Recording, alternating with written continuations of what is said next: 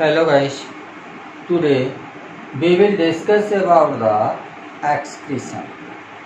Excretion हम हमारी body या किसी भी ऑर्गेनिज्म की बॉडी हमेशा केमिकल रिएक्शंस को चलाती रहती है।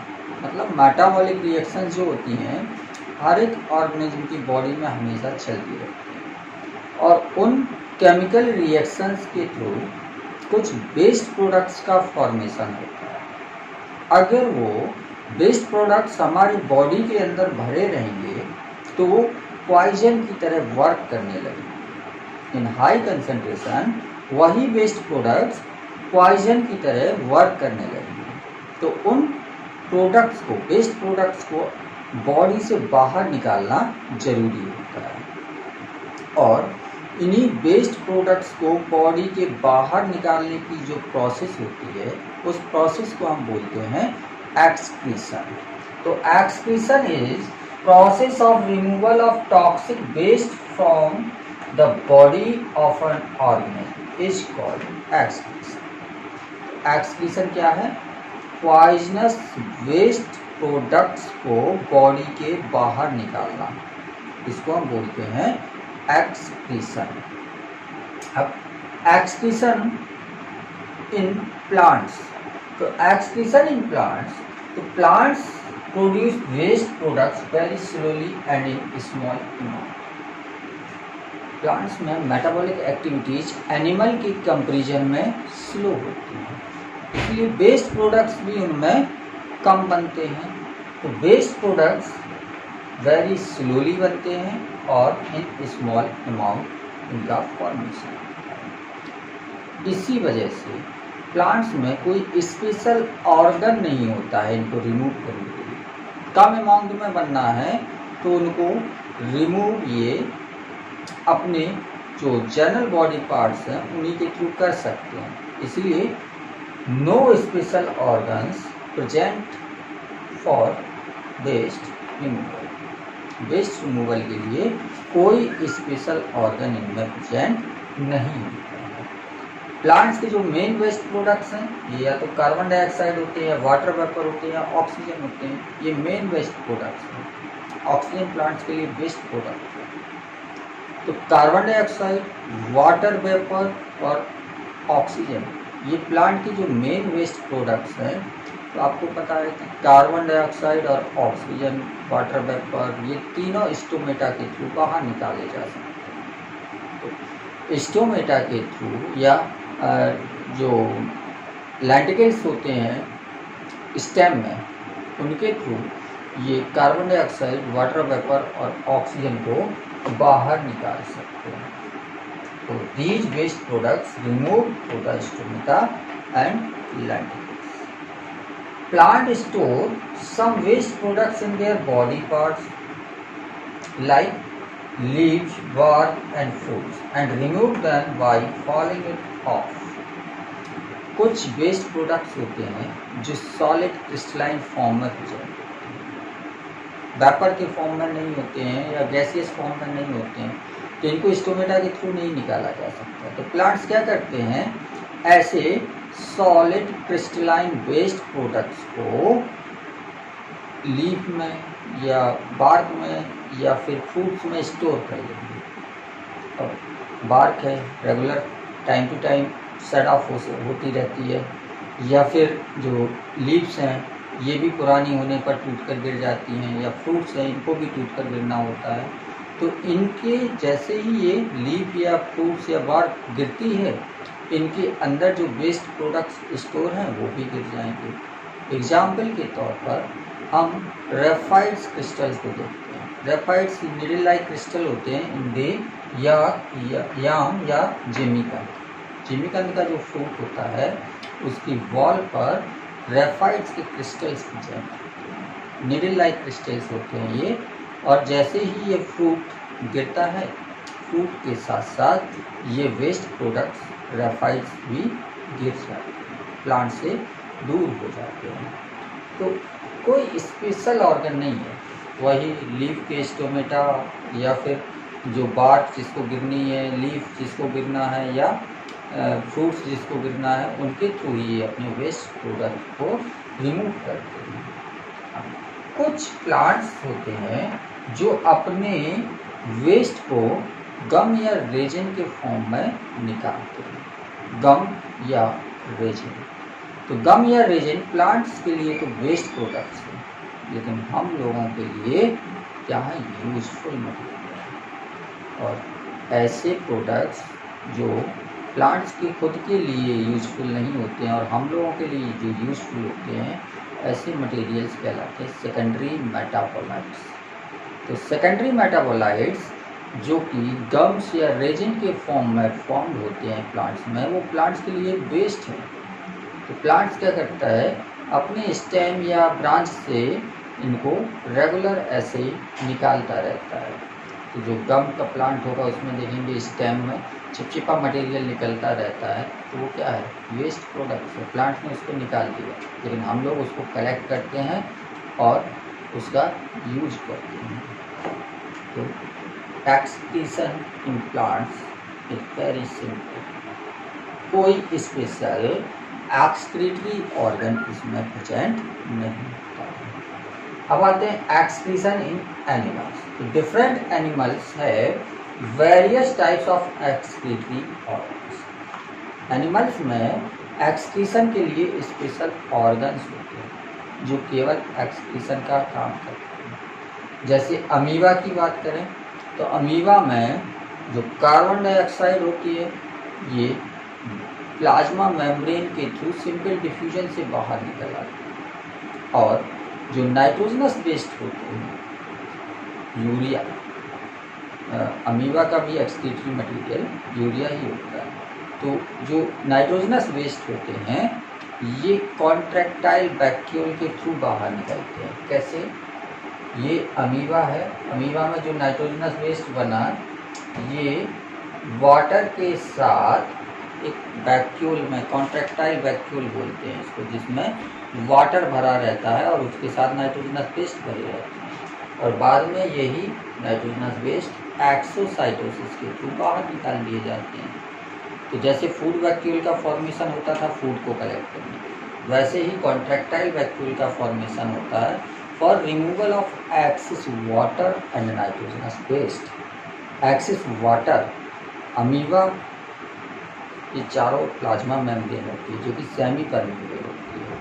अंदर साइटोप्लाज्म होता है जो कि हायर कंसनट्रेटेड सॉल्यूशन हो गया, बाहर पानी है वो लोअर कंसनट्रेटेड सॉल्यूशन। तो ऑस्मोसिस के थ्रू वाटर रेगुलर अंदर जाता रहता है, तो इसके अंदर एक्सेस वाटर होता है। तो एक्सेस वाटर और नाइट्रोजनस वेस्ट दोनों भर लिए जाते हैं इनटू कॉन्ट्रैक्टाइल वैक्यूल, और कॉन्ट्रैक्टाइल वैक्यूल एक्सोसाइटोसिस के थ्रू एक्सेस वाटर और नाइट्रोजन वेस्ट को रिमूव करती है। तो कॉन्ट्रैक्टाइल वैक्यूल क्या हो गई, स्पेशल एक्सक्रीटरी ऑर्गन हो गया अमीबा का। अर्थवर्म में नेफ्रिडिया प्रेजेंट होते हैं। नेफ्रिडिया जो कि ट्यूबुलर स्ट्रक्चर होते हैं, और ये नेफ्रिडिया क्या करते हैं, बॉडी फ्लूइड में जो भी नाइट्रोजनस वेस्ट हैं उनको कलेक्ट करके बॉडी के बाहर निकाल देते हैं। तो मॉइस्ट स्किन के थ्रू भी थोड़ा बहुत एक्सक्रीटरी मटेरियल बाहर निकलते हैं, लेकिन मेन एक्सक्रीटरी ऑर्गन इसके क्या होते हैं, नेफ्रिडिया। कार्बन डाइऑक्साइड को ये मॉइस्ट स्किन के थ्रू बाहर निकालता है। तो moist skin and nephridia are the main excretory organs of the earth. Human की बात करें अगर हम, तो ह्यूमन में किडनी के अंदर पाए जाने वाले नेफ्रॉन्स मेन एक्सक्रीटरी ऑर्गन का फॉर्मेशन करते हैं, जबकि कार्बन डाइऑक्साइड लंग्स के थ्रू बाहर निकलता है। स्मॉल अमाउंट में यूरिया और कुछ सॉल्ट्स ये स्किन के थ्रू भी बाहर निकलते हैं, स्वेट के साथ, पसीने के साथ बाहर निकलते हैं, लेकिन मेजर जो एक्सक्रीटरी मटेरियल है वो किडनी के थ्रू बाहर निकलता है।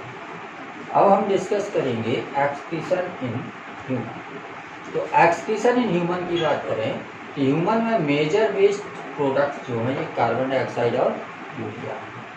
तो कार्बन डाइऑक्साइड रेस्पायरेशन की प्रोसेस के थ्रू बनते हैं। सेल के अंदर जो रेस्पायरेशन होगा, उस रेस्पायरेशन में ऑक्सीजन ग्लूकोज को ब्रेक डाउन करेगा।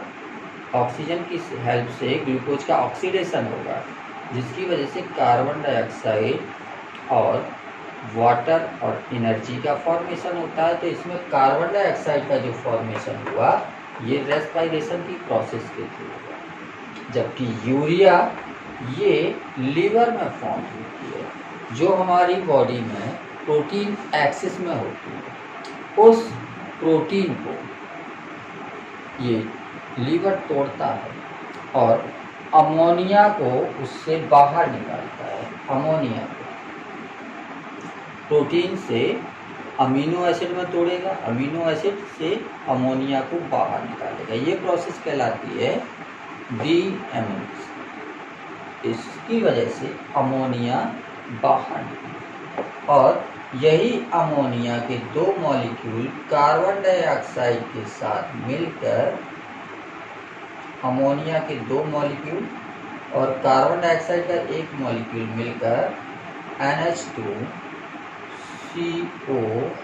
NH2 का फॉर्मेशन कर लेते हैं। ये कहलाता है यूरिया। तो यूरिया का प्रोडक्शन होता है, यूरिया का प्रोडक्शन होता है इन दी लीवर। मतलब याद रखना, यहाँ पर फॉर्मेशन जो होता है, प्रोडक्शन जो होता है यूरिया का, ये लीवर में होता है। लेकिन इस यूरिया का जो फिल्ट्रेशन होता है वो किडनी में होता है, और फिल्ट्रेशन होने के बाद यूरिन का फॉर्मेशन होता है। तो क्वेश्चन में अगर यूरिया का फॉर्मेशन है तो वो लीवर में होगा, और यूरिन का फॉर्मेशन है तो वो किडनी में होगा। तो किडनी का काम क्या है?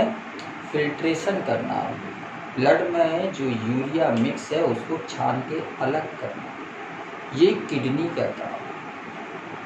और फॉर्मेशन लीवर का काम है। Lungs excrete CO2 while kidney excrete urea. Kidney urea जो होगा वो किडनी से बाहर निकलेगी, और कार्बन डाइऑक्साइड जो होगा वो लंग्स से बाहर निकलेगा।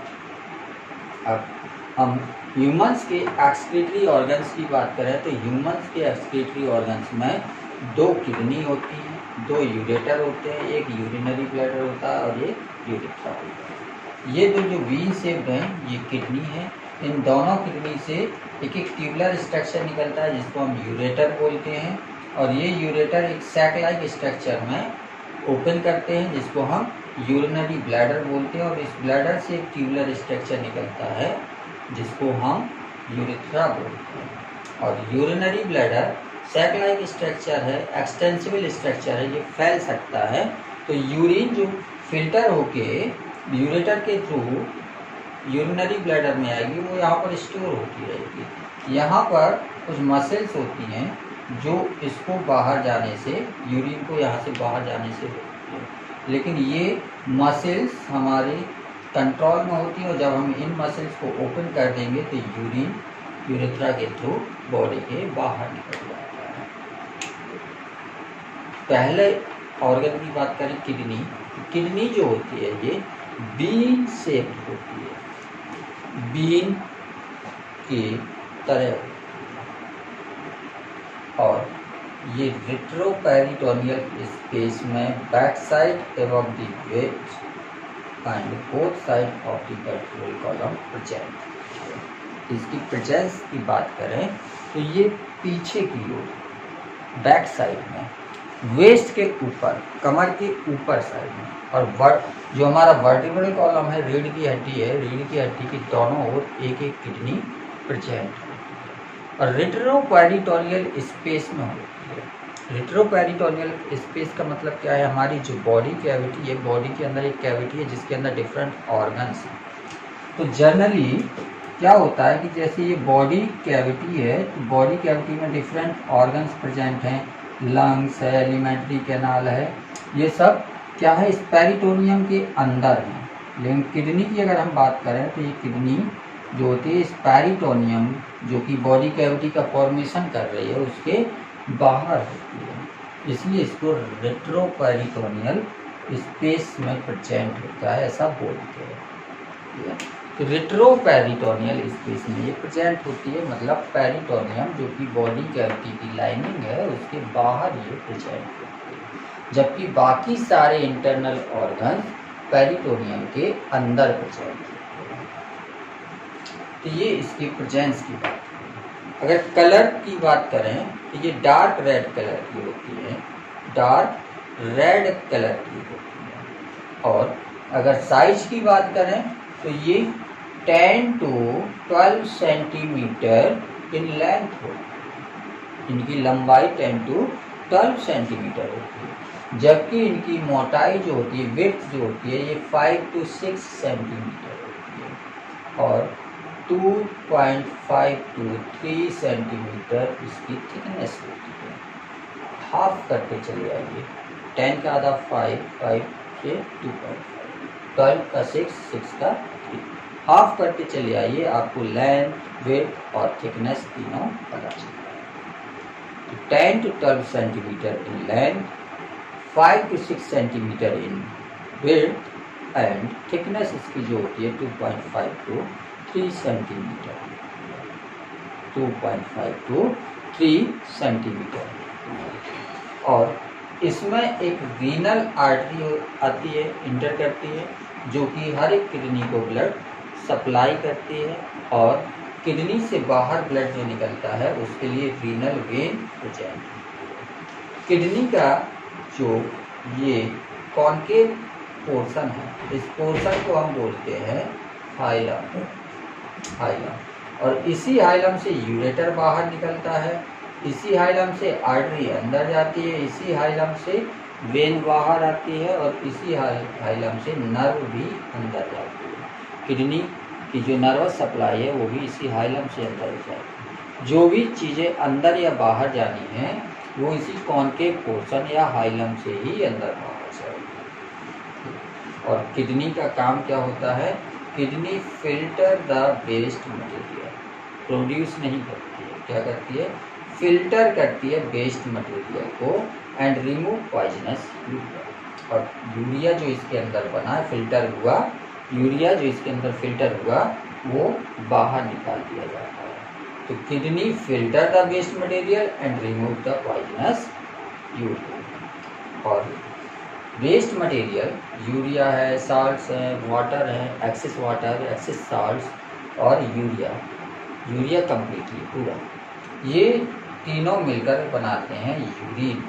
इन तीनों को मिलाकर कहते हैं यूरिन, जो कि एक येलोइश लिक्विड होता है, येलो कलर का लिक्विड होता है। और यही यूरिन यूरेटर के थ्रू आएगा यूरिनरी ब्लैडर में, और यूरिनरी ब्लैडर में स्टोर होता रहेगा। जब यूरिनरी ब्लैडर फुल हो जाएगा तो हमें सिग्नल मिलेगा कि ये फुल हो गया है, और फिर उसके बाद हम इन मसल्स को रिलैक्स करेंगे, जिसकी वजह से यूरिथ्रा से होते हुए यूरिन बॉडी के बाहर चला जाएगा। ये एक्सटर्नल स्ट्रक्चर था किडनी का, या जो एक्सक्रीटरी ऑर्गन से उनका। नेक्स्ट टर्न पर हम डिटेल स्ट्रक्चर या इंटरनल स्ट्रक्चर देखेंगे किडनी का। Thank you.